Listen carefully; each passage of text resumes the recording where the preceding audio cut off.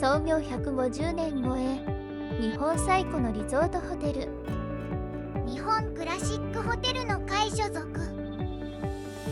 ユキヒョウの旅。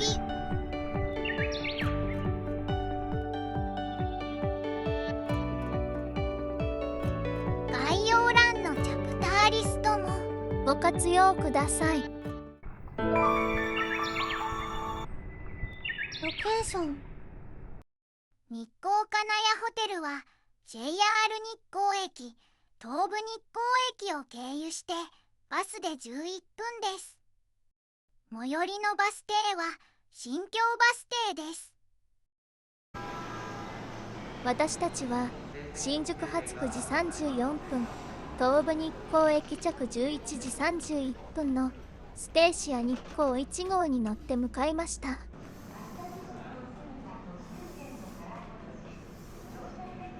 東武日光駅はとても混雑していました。ホテルに行くには湯本温泉駅の一番手前のバス停から乗ります。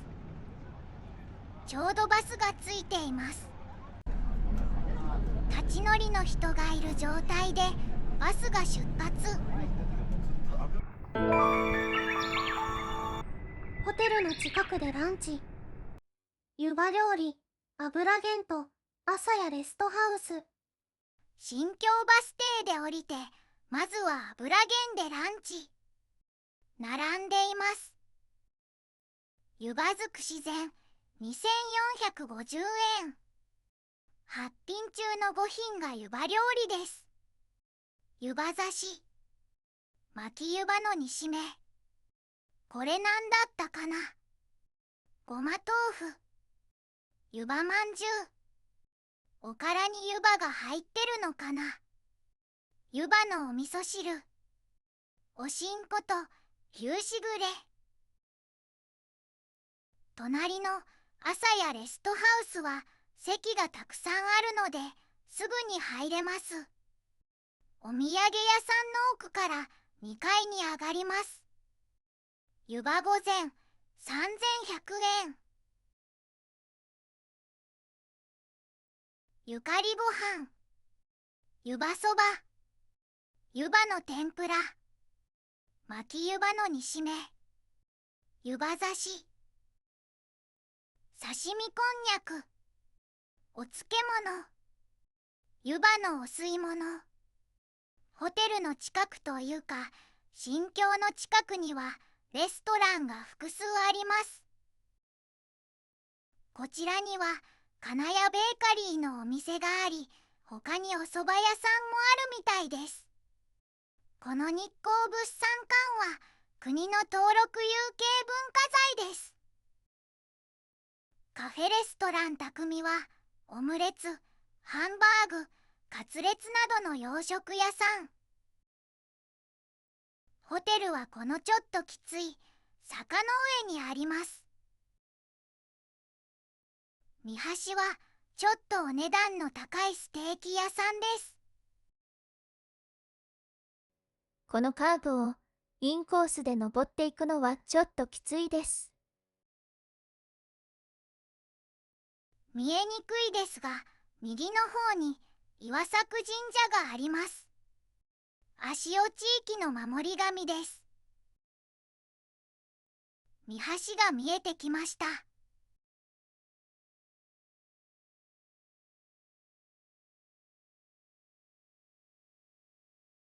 ホテルが見えてきました。ちょっと早いですが、チェックインします。荷物を預けて日光東照宮方面に出かけることもできますが、私たちはホテルステイを楽しみます。お昼頃のホテルはランチ利用の団体客でちょっと混雑していました。右側が別館、左が本館です。別館は最近改装されたようですが、5年前、改装前の別館に泊まった時の動画もありますので、よろしければご覧ください。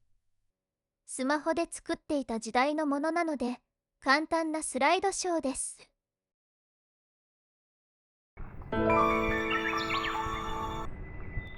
チェックイン。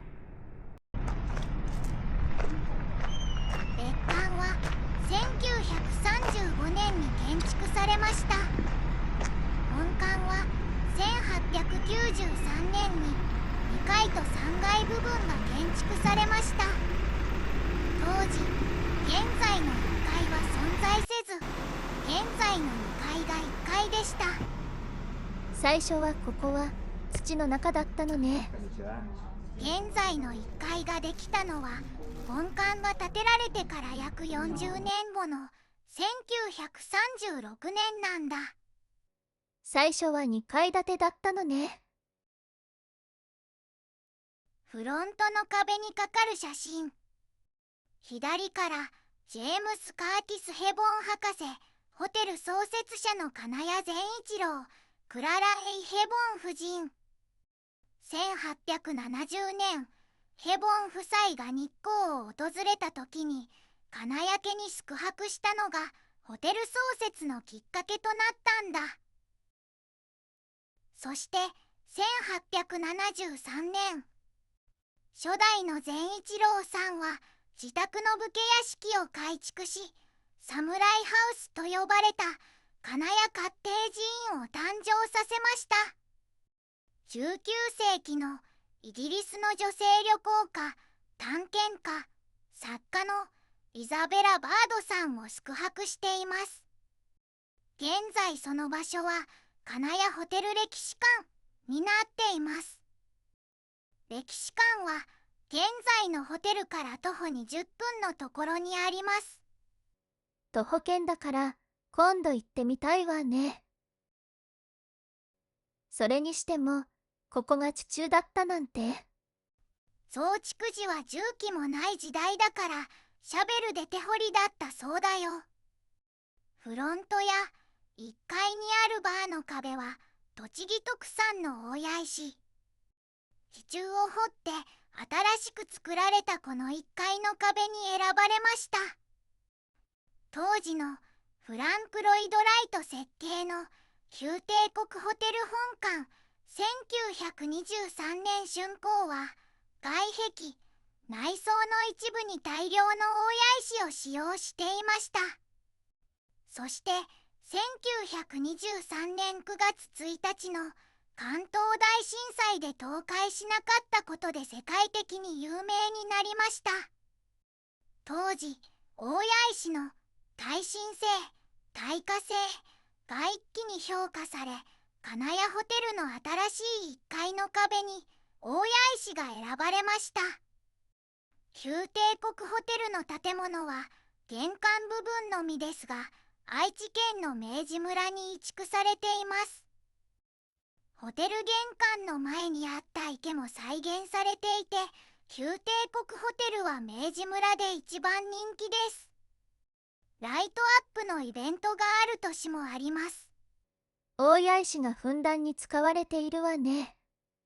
そして明治村に行ってみたくなったわ。ホテル到着が1時頃で、部屋に入れる3時まで2時間くらいあります。チェックインを済ませてクロークに荷物を預けたらホテルの散策を始めます。今回の旅行の目的はホテルステイと日光東照宮の流鏑馬なので、チェックインを済ませたらホテルを探訪します。それにしてもこの日はランチ利用の団体客がとても多かったわね。これも5年前の動画ですが、ホテルでランチカレーを食べた時のものがありますので、よろしければご覧ください。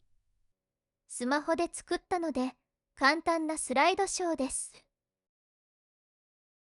ホテルの散策ですが、屋外の場合はダイヤ川の散策路や大黒山の散策路があります。館内にはスマホを利用した有料のイマーシブガイドのほか、無料で参加できる館内ツアーがあります。これから一つ一つ紹介します。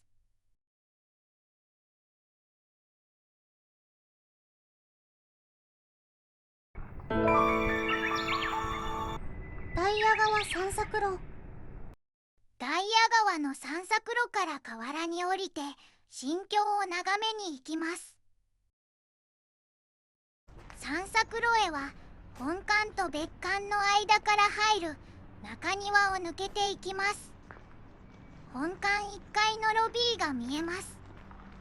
ロビーから中庭に出るドアもあるのですが、施錠されています。こちらが別館。リニューアルされて部屋の内装もかなり変わったようです。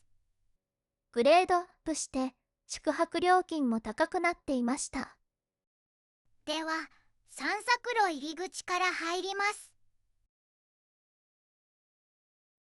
最初の階段を降りると散策用の杖が置いてあります。前に来た時にいらないと思って手ぶらで歩いて行ったら転びました。転ばぬ先の杖持っていく方が良いと思います。杖を振り回して何してるの？一番乗りで道を歩くとき、クモの巣があったりするのよ。だから、事前に木の棒とかで、くるくるするのよ。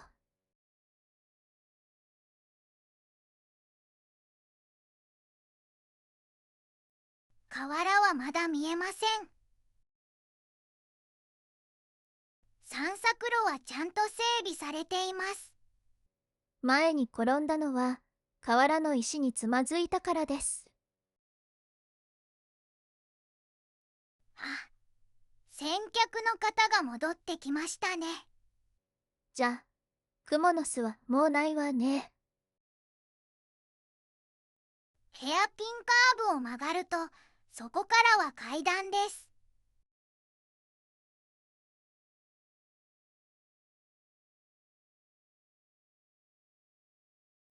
河原に到着。木陰にベンチもありますね。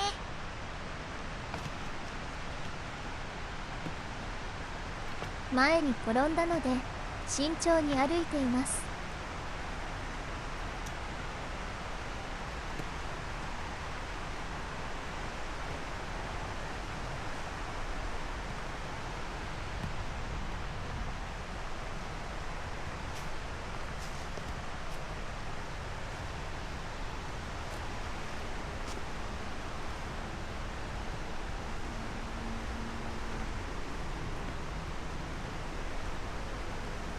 河原に降りると、新京の赤が木々の間から覗き、澄んだ大谷川が力強く流れていました。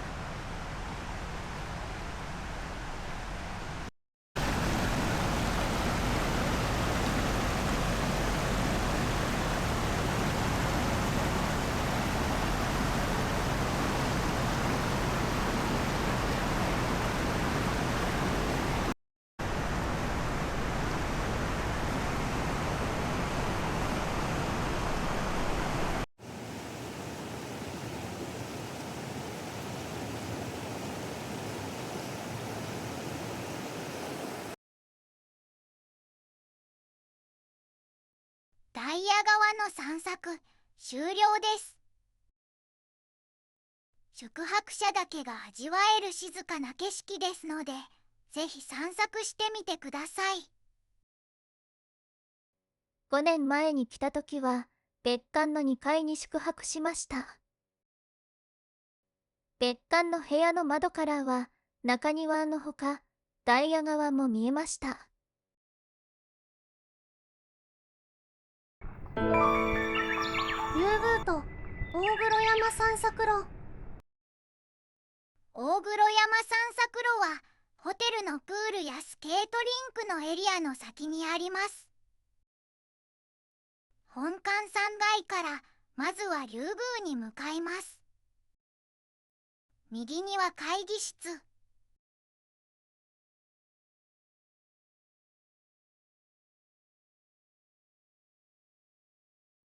ここのドアノブの位置がすごく低い。ここからは通路です。左は社員さんのエリア。右も宿泊客は入れないのかも。階段の下も。ここが竜宮に向かう出口。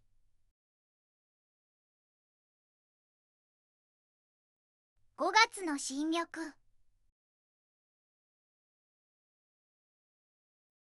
竜宮にはプールとスケートリンクがあります。温暖化で冬でも氷が張らないことも多く、スケートができる日は少ないそうです。右側に更衣室とシャワー。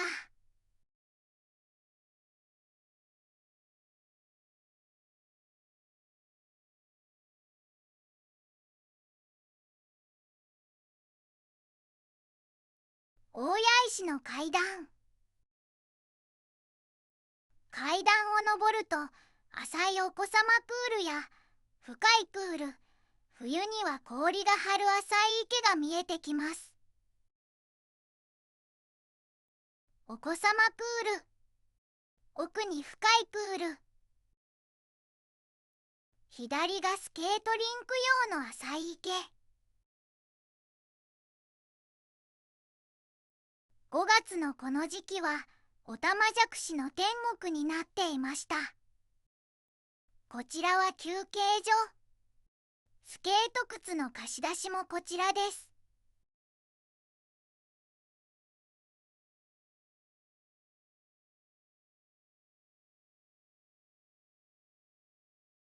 スケート靴が並んでいます。こちらには小さめの靴。竜宮だけに竜の彫刻。こちらには大きめのスケート靴。なぜか木馬が2匹。乗ってみたかったけれど、重くて壊れたら大変なので、諦めました。どう見ても子供用でしょう。スケートリンク。遠くからだとわからないですが、オタマジャクシだらけです。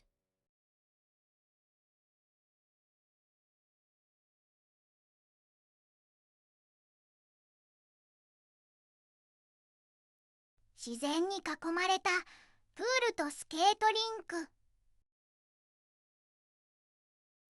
大黒山散策路の入り口はすぐそこです。山頂には大黒様が祀られています。勾配がきつい場所もあり、所要時間は30から40分です。それほど時間はないので、散策路には入ってすぐのところにある稲荷大明神にお参りして戻ります。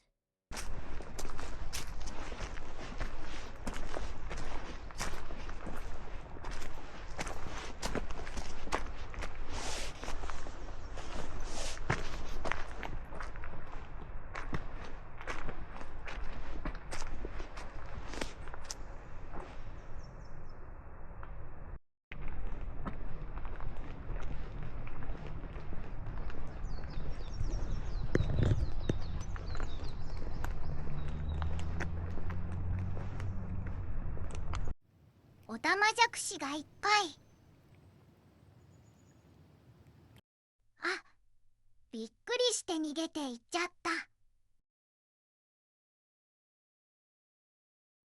1921年に建築された竜宮。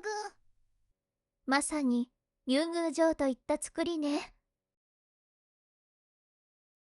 最後に展望閣を見に行きます。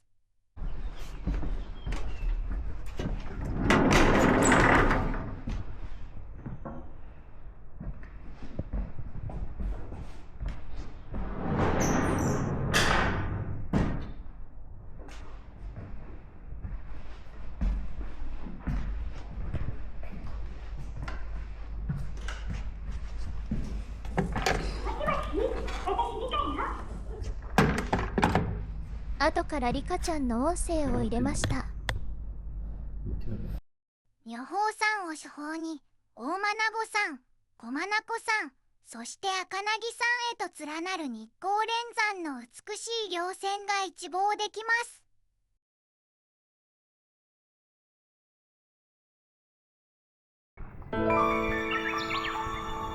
イマーシブガイド、デジタル館内ガイド。ホテルでは有料でデジタル館内ガイドを利用できます。1回800円。所要時間は20分程度です。イヤホンをつけてスマホを首から下げて案内に沿ってホテル内を歩きます。スマホは2台しかないので一度に2名しか利用できません。フロントで受付が終わったらガイドスタートです。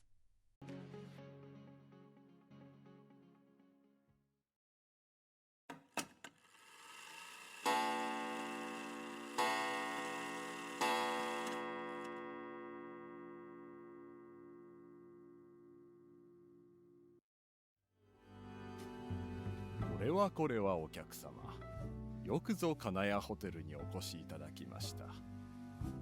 私はこのホテルの創業者、金谷善一郎と申します。本日はあなた様の貴重な休日が素晴らしいものになるよう、我々が150年守ってきた当館をご案内いたしましょう。しかし、なんと便利な時代になったことか。私の肉体はすでにこの世になくとも、このようなスマートフォンなるものを介して再びこうやって大切なゲストとお話しできる機会ができるとは、いやはや嬉しい限りです。しかし21世紀というものは私の想像をはるかに超えていたようですな。さて、私の話はここまでにして早速ご案内いたしましょう。どうぞフロントの前へお越しください。1階のフロントから出発して2階、3階を巡り、本館と新館を歩いてフロントに戻ります。スマホとイヤホンとルート案内図。朝7時から利用できます。音声の案内に従って歩きますが、音声が始まったら一度立ち止まって音声が終わるのを待つのをおすすめします。歩きながら聞いていると次の場面の音声が始まってしまうことがありました。元いた場所に戻っても聞き逃した音声をもう一度聞くことはできませんでした。皆さんはゆっくり楽しんでください。このツアーでこのスマホを首から下げていると本来入れない場所にも入れます。案内に沿ってダイニングにも入れます。小食堂にも入れます。バンケットホールにも入れます。このスマホをつけてなければ勝手に堂々と入るなんてできません。ただし何かの催しで利用されているときは見学できません。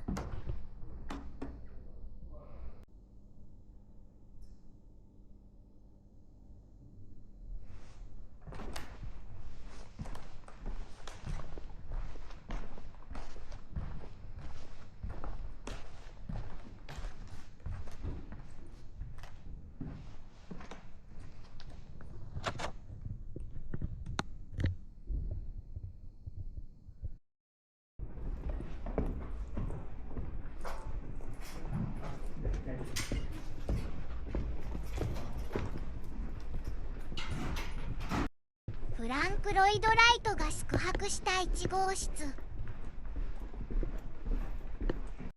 アインシュタインが宿泊した15号室、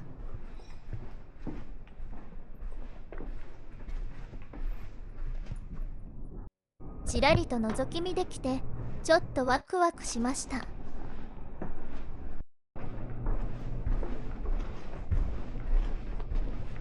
それからドアは閉まっていて中は見えませんでしたが、ワーケーションのための部屋もありました。調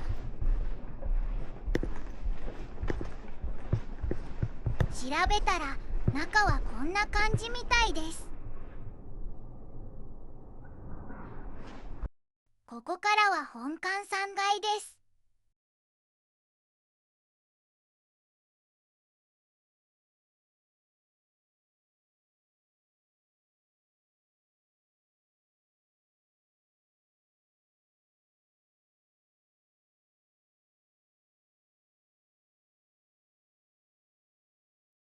中が見えない部屋もある。この部屋の家具が箱根富士屋ホテルのものと似ていて、この部屋に泊まりたい。思い切り腕を伸ばして取ったわよ。多分20号室。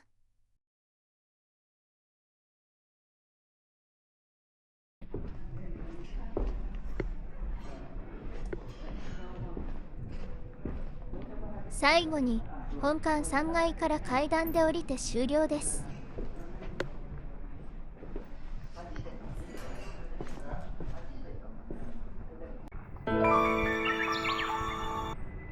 無料館内ツアー。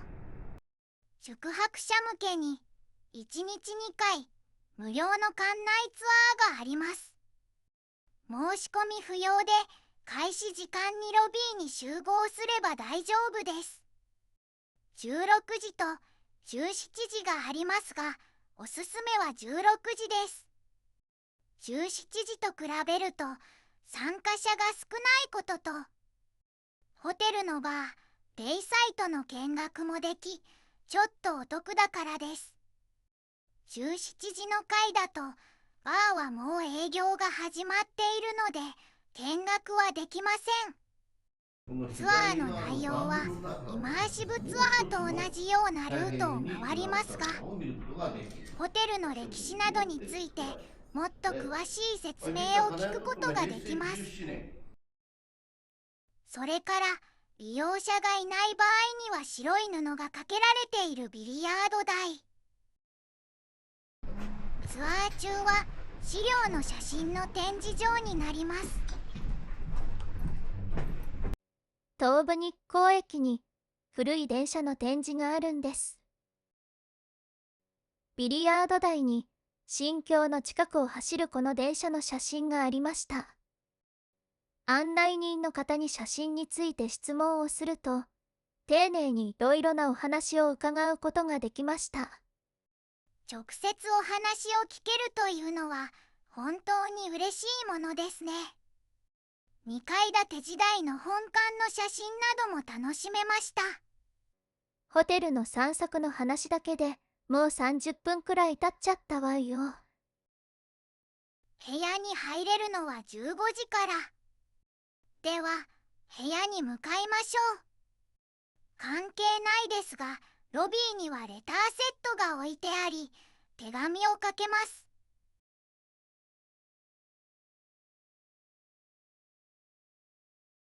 部屋、第二新館。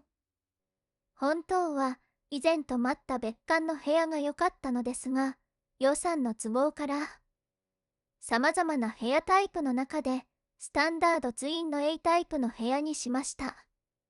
残りの部屋数が少なくて焦って予約してしまいました。後からデラックスツインでも良かったかなと思いました。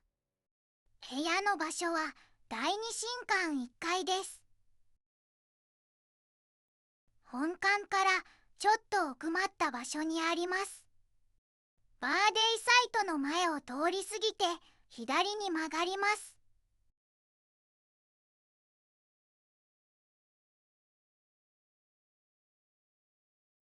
建物に囲まれた中庭があります。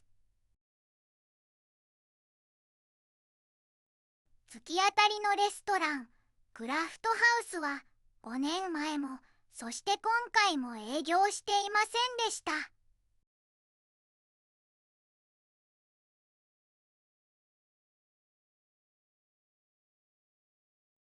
こちらの本館1階の階段を上がると、第二新館の地下1階です。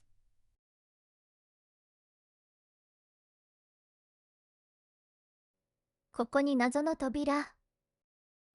メインダイニングの奥にある新食堂です。現在は本館のメインダイニングから入り、そのまま新食堂に案内されます。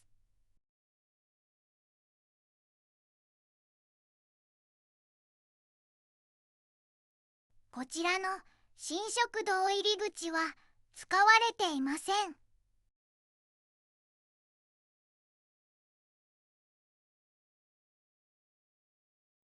ここはタバコ部屋。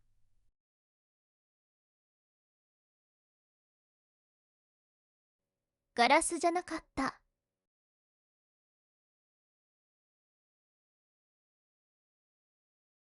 やっと第二新館のエレベーターホールです。1961年、昭和36年に建築された鉄筋コンクリート造りの地下1階、地上4階建ての建物です。エレベーターの扉は今ではほとんど見られない片開きのタイプです。1960年代はこの片開きが主流でした。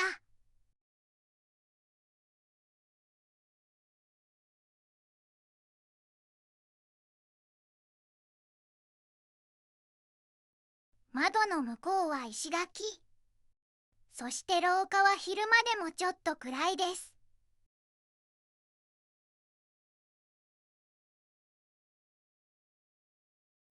部屋はこちら。鍵はこれ。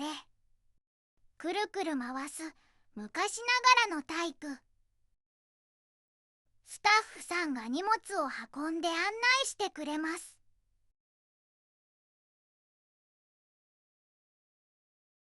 これがスタンダードツインの A タイプの部屋です。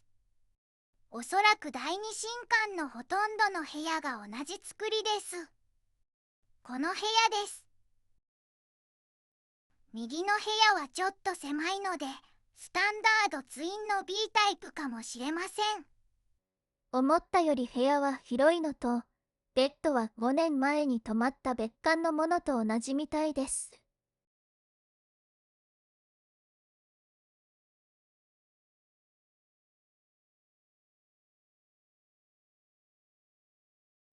残念ながらスタッフの建物流です。スタッフさんが前の道を歩いていることがありました。お隣の部屋からも丸見えです。緑は見えますが、薄暗い感じです。昼間、電気をつけても暗い部屋でした。ペットボトルの水が人数分とネスカフェのコーヒーがあります。早速作ってみます。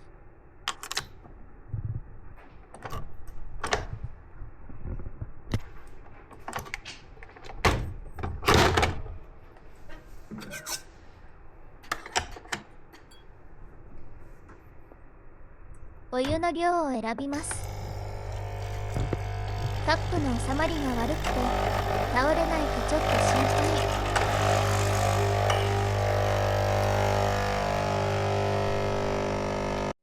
カップの大きさに比べてコーヒーの量が何か間違ったのかしら。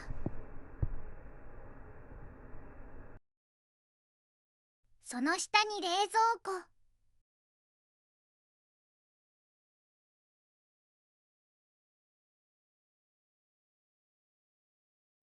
ドライヤーや延長コード。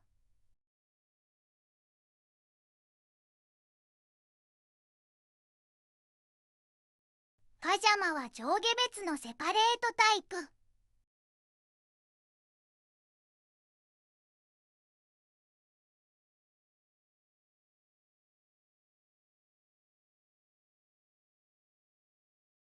おそらく建築当時から変わらないこの木の床にすごい温かみを感じるのよ。クローゼットは奥行きがあってゆったりサイズです。この段差は何かしら。土足と上履きの違いかな。バスルーム。少し古さを感じるけれど清潔です。トイレはウォシュレット。バスタブは水深がとても浅く、オーバーフローの高さまで30センチメートルくらいしかありません。寝っ転がって入りました。アメニティ。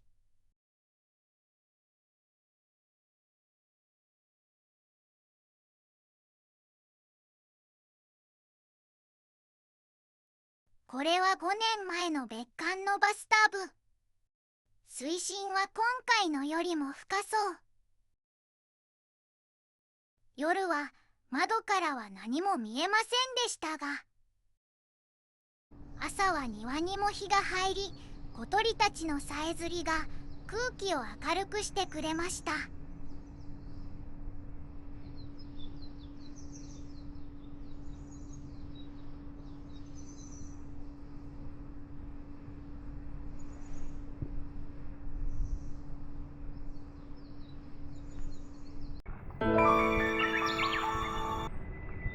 夕食。夕食は18時からメインダイニング。少し早めに行ったら一番乗りでした。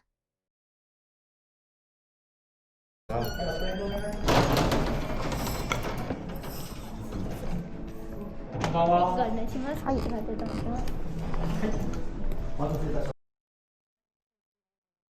ダイニングにはホテル正面の庭が見えるテラス席があります。どうぞご案内いたします。テラス席に向かっています。お足元段差お気をつけくださいませ。どうぞ奥のお席ご用意しております。並んだ順にテラス席の左奥から案内されるようでした。正確ではないですが、8択か9択あるので、前から8番目くらいまではテラス席に座れると思います。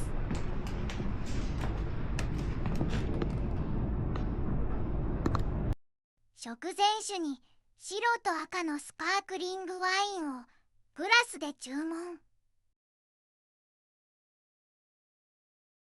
ロイヤルパークをご用意していただきます。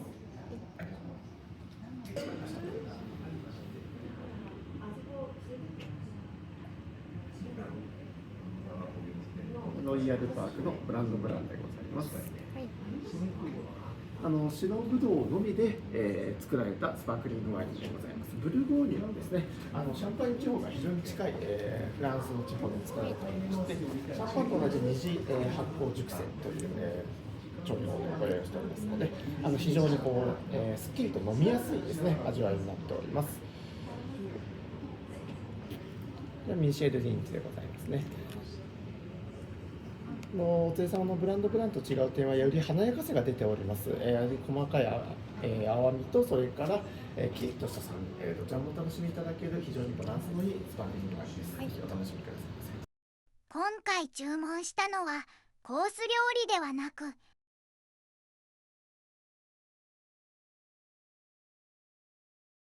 メイン料理が一品のライトディナーです。好きなメイン料理を選べます。5年前に食べたクラシックディナーの動画もありますので、よろしければご覧ください。スマホで作ったスライドショーです。カプレーゼ。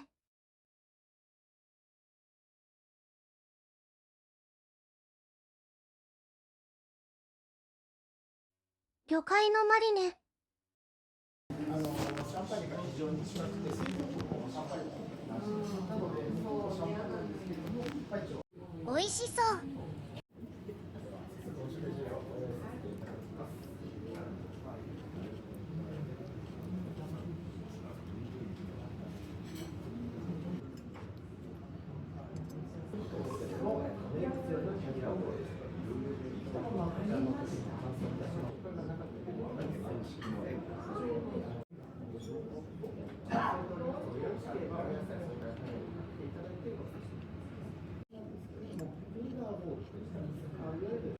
新じゃがの温かいスープ。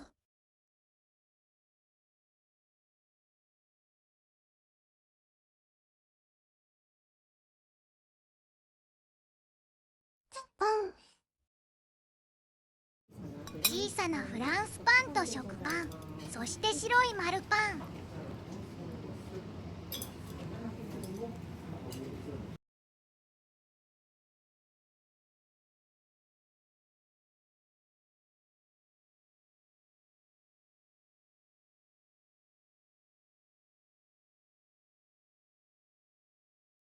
ナス軍地豚、フィレ肉のポワレとタケノコのベニエ。栃木霜降り高原牛、ロース肉のグリエとタケノコのベニエ。バルサミコのソースをご用意しております。こちらイメージとしては酢豚をイメージしてございます。でそれぞれ緑のソースは菜の花のソースでございます。ロース肉の方、お肉の下にございます赤ワインベースのソースとなっておりまして、黄色いソース、こちら洋香ソースでございます。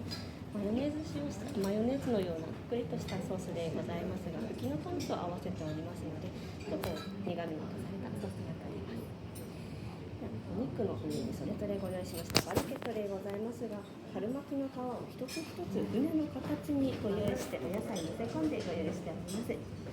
中のお野菜、特に濃いお味はついておりませんので、ぜひそれぞれのソースをつけながらご賞味ください。また手前にはタケノコのベニエ、タケノコの唐揚げと思っていただければご用意してください。ぜひお触りください。私は豚より牛が好きだけれど、この豚は本当に柔らかくて癖がなく、とても美味しかったです。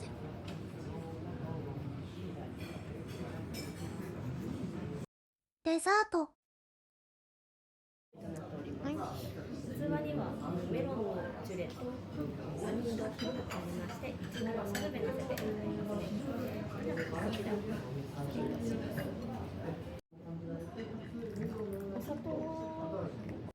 お砂糖は一つ入れていただきました。ホットミルクはたっぷり入れました。スジャータ、スジャータ、白い色のにスジャータ、スジャータ。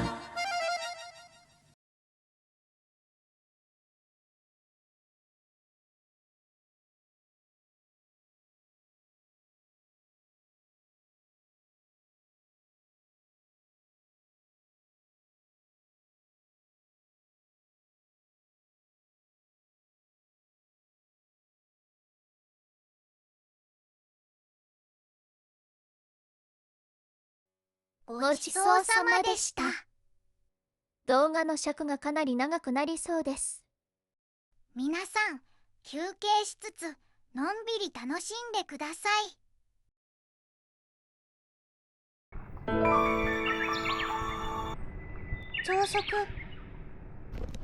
朝食はいつもより少し遅めの8時スタートにしました。第2新館からダイニングに向かっています。朝食はチェックインの際に時間と和食か洋食を選べます。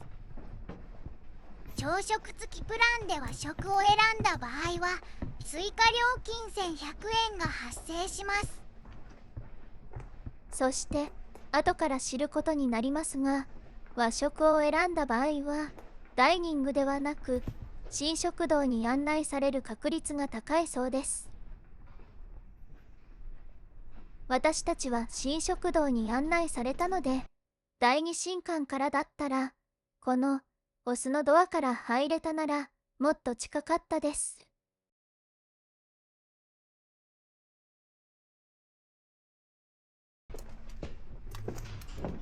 階段の横にもおやいし、ダイニングに到着。テラス席は埋まっているわね。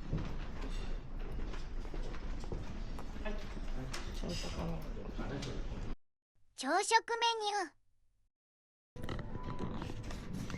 ダイニングに入り、受付で案内を待ちます。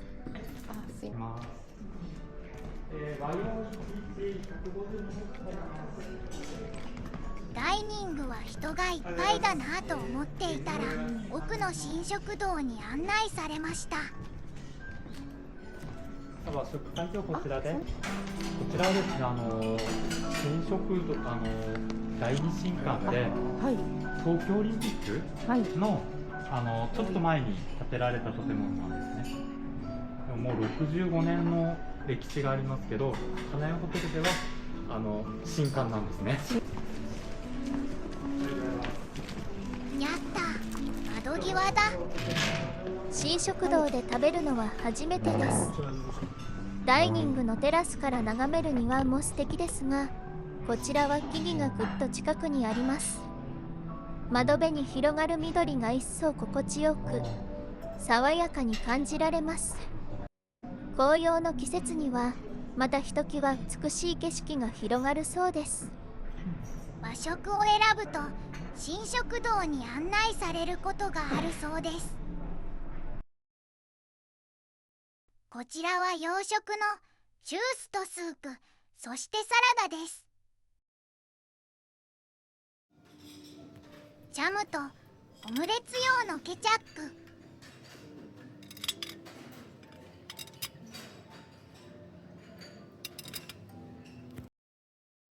パンとバター、オムレツ、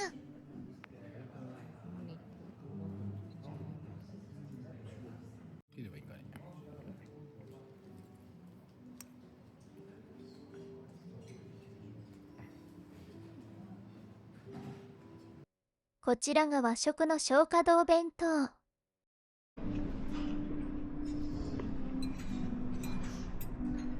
焼き魚、湯葉のお刺身、フルーツ、たけのこと湯葉の煮物、こんにゃくときんぴらごぼう、温泉卵、お味噌汁、ご飯、味のり。新食堂の天井や柱は箱根富士屋ホテルのダイニングに似ています。こちらが富士屋ホテルのメインダイニング、ザ・富士屋。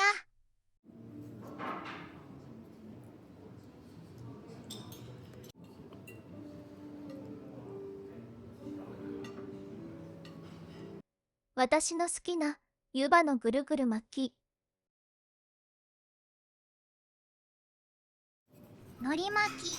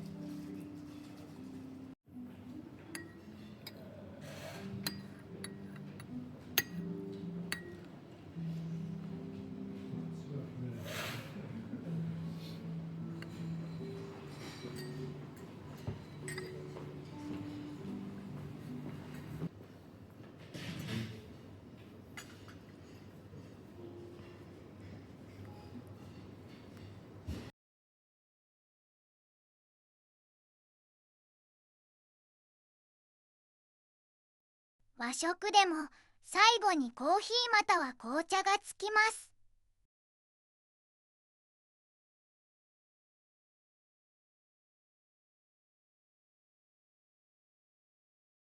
ごちそうさまでした。あ、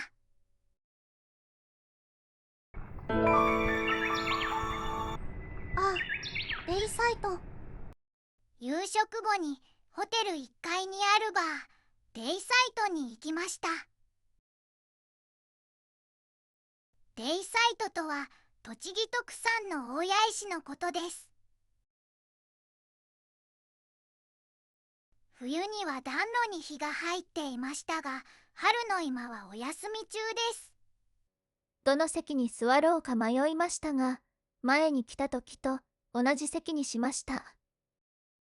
金谷ホテルのオリジナルカクテルがたくさんあります。燻製ナッツも香ばしくてとても美味しい。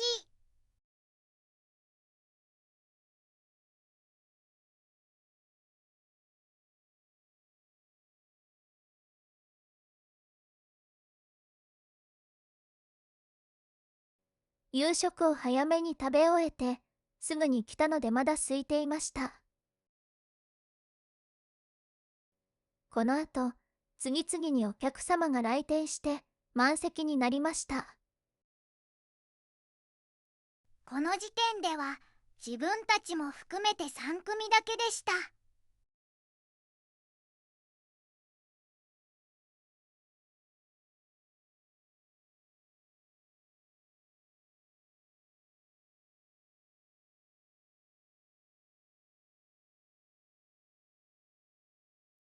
新京カクテルと金谷ホテルスペシャル。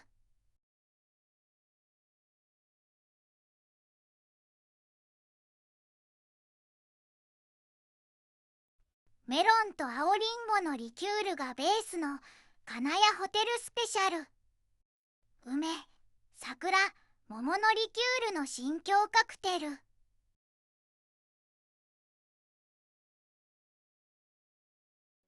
照明が暗いので緑色に見えますが、グラスの底は青い色です。グラスの下はダイヤ側、上は新京をイメージしているのだと思います。乾杯。おつまみはチーズ盛り。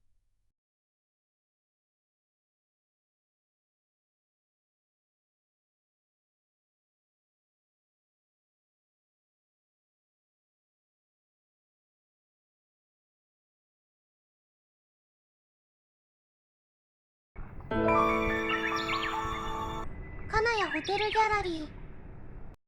残念ながら閉館中でした。改装中。写真は5年前に見学した時の展示物です。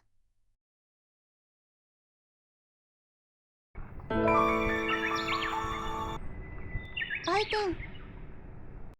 営業時間は8時半から18時。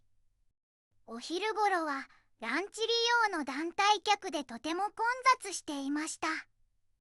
金谷ホテルのオリジナルグッズが豊富です。3分の1くらいがホテルグッズの印象です。金谷ベーカリーのパンもありますが、午後は品薄になります。後ろ側の棚は完売で空っぽです。ホテルのお菓子のお土産も豊富でした。日光彫りの工芸品もあります。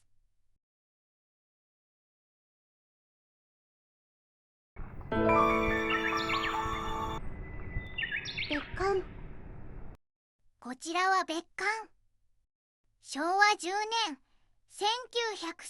1935年に建築されました。1937年にヘレン・ケラーも宿泊しました。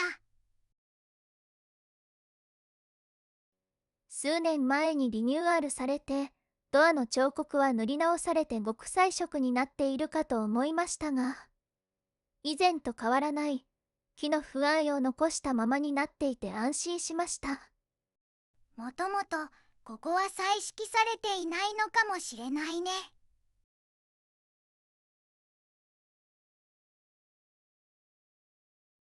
別館の前には金谷カッテージ委員会業の都市1873のナンバープレートのホテルカーが駐車されています。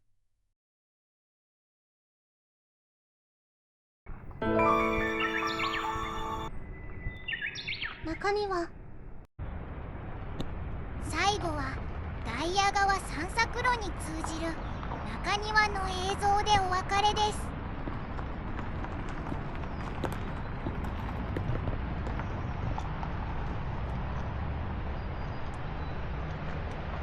ベンチに座ると正面がダイヤ川です。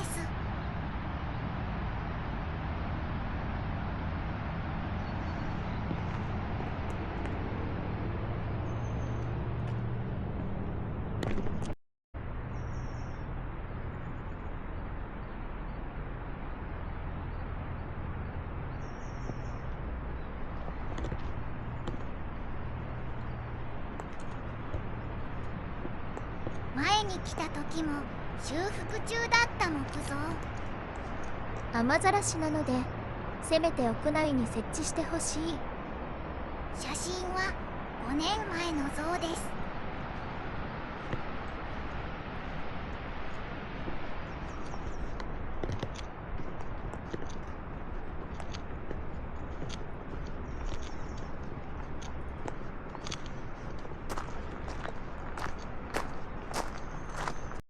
夜の中庭。